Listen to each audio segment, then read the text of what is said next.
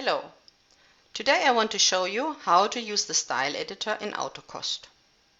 Select the Style button. The Style Editor opens.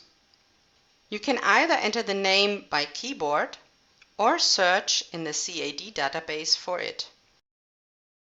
Enter the search criteria for the database search. Click on the Style Search button. Select one or multiple styles from the table.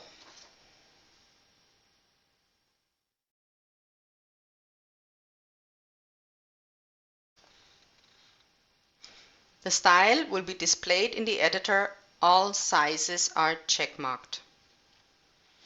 Select the style and press the Calculate Geometry button.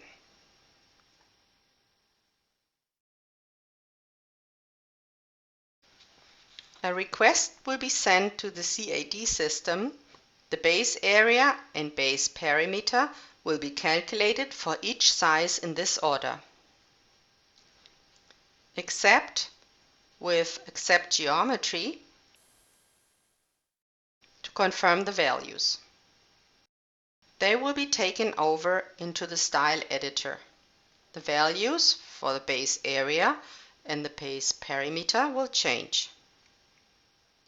Close the Style Editor with the Close button. You continue your learning experience by watching my next video.